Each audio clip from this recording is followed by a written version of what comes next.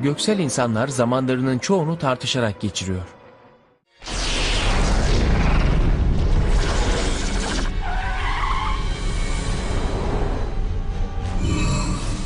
Sen evreni ve geri kalan her şeyi Alien X kullanarak yaratırken... Hatırlarsanız daha önceki videolarımızda sizlere bu evrende yer alan Anodite, Quantumania ve Nazcan gibi uzaylıların Omnitrix'e aktarılamayacağını söylemiştim. Hatta bu karakterlerin gerçekten fazlasıyla güçlü olduğunu ve hepsinin çok boyutlu uzaylılar olduklarından bahsetmiştim. Ancak o videomdan sonra birçok kişi bunun mantıksız olduğunu düşünmüştü. Çünkü bu evrenin en güçlü uzaylıları aslında Celestial Sapienlerdi. Anodite'lar, Quantumania'lar ve Nazcanlar gibi uzaylılar Omnitrix'e aktarılamıyorken bu evrenin en güçlü varlıkları olan Celestial Sapienlerin DNA örneği Omnitrix'e nasıl aktarılıyor? Bu konuda bana birçok soru sormuştunuz. Açıkçası böyle bir soru sormakta haklısınız çünkü bunu mantıksız bulmuş olabilirsiniz. Evet, bugün sizlerle birlikte bu konuya açıklık getirmek istedim. Ancak videomuza geçmeden önce like atmayı, kanalımıza abone olmayı ve bildirimler butonuna basmayı unutmayalım. Ayrıca bana ve kanalıma destek olmak adına videolarımıza hype puanı gönderebilirsiniz. Bu arada artık bana sormak istediğiniz soruları YouTube topluluk kısmından sorabilir ve merak ettiğiniz ilgi çekici sorular hakkında video yapmamı sağlayabilirsiniz. Evet, eğer hazırsanız hemen videomuza geçelim. Şans vermek için iyi bir zaman.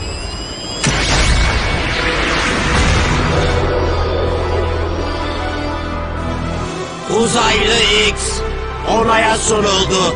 Su durdurma hareketi kabul edildi. Galaktik gladyatör. Şu anda Alien X'e dönüşmen için en iyi zaman ben. Bunu hiç düşünmedin mi sanıyorsun? Yapabilseydim yapardım herhalde. Şimdi bir daha deniyorum.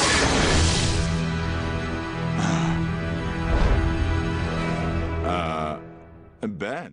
Ben 10 serisinde Alien X'in DNA'sını Omnitrix'e eklemek çok karmaşık ve dikkat gerektiren bir işlem olabilir. Bu noktada serinin yaratıcıları Alien X'in DNA'sının Omnitrix'e nasıl aktarıldığına dair kesin bir açıklama sunmasa da bazı mantıklı çıkarımlar yapabiliriz. Öncelikle Azimuth'un Omnitrix'in yaratıcılarından biri olarak evrendeki en zeki varlıklardan biri olduğunu ve Omnitrix teknolojisinin arkasındaki tüm sırları bildiğini biliyoruz. Azimuth Omnitrix'i evrendeki çeşitli türlerin DNA'larını toplamak ve bu türlerin özelliklerini bir insanın kullanabilmesi için yaratmıştı. Ancak Celestial Sapien yani Alien X'in türü gibi varlıklar diğer türlerden çok daha üstün ve neredeyse ilahi varlıklar olarak gösterilmişti. Seri içinde Alien X'in mensubu olduğu Celestial Sapien türü Forge of Creation adında özel bir boyutta yaşıyordu ve bu varlıkların güçleri o kadar büyüktü ki varoluşun temel yasalarını etki edebiliyorlardı. Baktığımız zaman Azimuth'un Alien X'in DNA'sını elde edebilmesi için bu boyuta erişmiş olması gerekiyor. Bu durum teorik olarak Azimuth'un Forge of Creation'a gidebilecek bir teknoloji geliştirdiğini ya da diğer üstün varlıklarla temasa geçtiğini gösterir. Celestial Sapien türünden DNA almak oldukça zor ve tehlikelidir. Çünkü onların gücü sınırsızdır.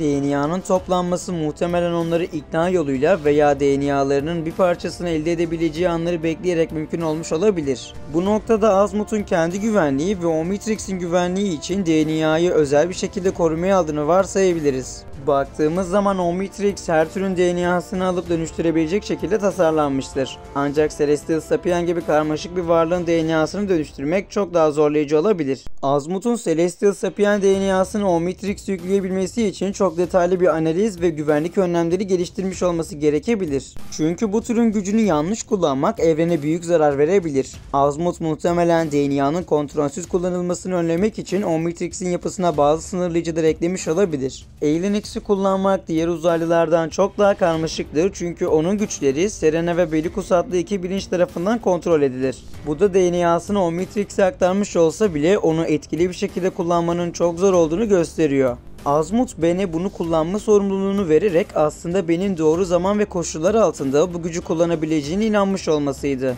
Sonuç olarak Azimuth, Alien X'in DNA'sını toplamak, onu korumak ve güvenli bir şekilde Omnitrix'e entegre etmek için üstün teknolojik bilgiye ve Celestial Sapienler hakkında derin bir anlayışa sahip olmalıdır. Bu süreç hem karmaşık hem de tehlikeli ancak Azimuth'un zekası sayesinde mümkündür.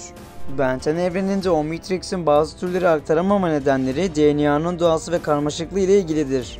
Bazı türler kendilerine has özellikleri veya boyusal varoluşları nedeniyle Omnitrix'in sınırlamalarının dışında kalabiliyorlar. Bu nedenle Quantumania ya da Nazian gibi varlıkların DNA'sı Omnitrix'e aktarılamaz çünkü onlar evrenin fiziksel yasalarının çok ötesindedir. Aynı şekilde Anodite'lar da enerjiden oluşan varlıklar oldukları için DNA'ları yapılandırılamaz. Ancak Alien X'in durumu biraz daha farklıdır. Alien X'in türü olan Celestial Sapienler hem fiziksel bir varlıkları hem de DNA'ya sahip olmaları nedeniyle teknik olarak taranabilirler. Celestial Sapienler her ne kadar olağanüstü güçlü ve çok boyutlu varlıklar olsalar da hala biyolojik bir yapıya sahiptirler. Yani Omnitrix bu varlıkların DNA'sını fiziksel bir form olarak okuyabilir ve replikasını oluşturabilir. Bu durum Alien X'in Omnitrix'e eklenmesini teorik olarak mümkün kılıyor. Ancak Omnitrix ile Alien X'in formuna geçiş yapmak kullanıcısına evreni yeniden şekillendirme gücü sağlasa da bu formu kontrol etmenin güçlüğü Ben Tennysson için ciddi bir sınırlama yaratıyordu. Alien X'i kullanırken Ben Tennyson'ın Bellicus ve Serena adındaki iki bilinçle iletişim kurması gerekiyor, aksi halde Alien X hareketsiz kalıyordu. Bu durumda Omnitrix'in aktif bir şekilde kullanımını zorlaştırır ve güvenliği sağlar. Kısacası Alien X, DNA'sı taranabilen fiziksel bir yapıya sahip olduğu için Omnitrix'e eklenebilmiştir. Ancak Omnitrix'in diğer varlıkları tarayamaması onların Omnitrix'in ötesinde varoluşsal yapıları olmasından kaynaklanıyor. Evet dostlarım, bugün sizlerle birlikte Ben 10 serisinde Azimuth Celestial Sapien türünü nasıl buldu ve Omnitrix'e nasıl ekledi bu konu hakkında hem de seri içinde görmüş olduğumuz Anodite, Quantumania ve Nazianların DNA örnekleri Omnitrix'e eklenemezken Alien X gibi güçlü bir varlığın DNA'sı Omnitrix'e nasıl aktarıldı bu konu hakkında konuştuk ve umarım videomuzdan keyif almışsınızdır. Her zaman olduğu gibi bu tarz videoların devamı için videomuza like atmayı, kanalımıza abone olmayı ve bildirimler butonuna basmayı unutmayalım. Ayrıca bana ve kanalıma destek olmak adına videolarımıza hype puanı gönderebilirsiniz. Bu arada artık bana sormak istediğiniz soruları YouTube topluluk kısmından sorabilir ve merak ettiğiniz ilgi çekici sorular hakkında video yapmamı sağlayabilirsiniz. O zaman bir başka videoda görüşmek üzere, kendinize çok iyi bakın, hoşça kalın.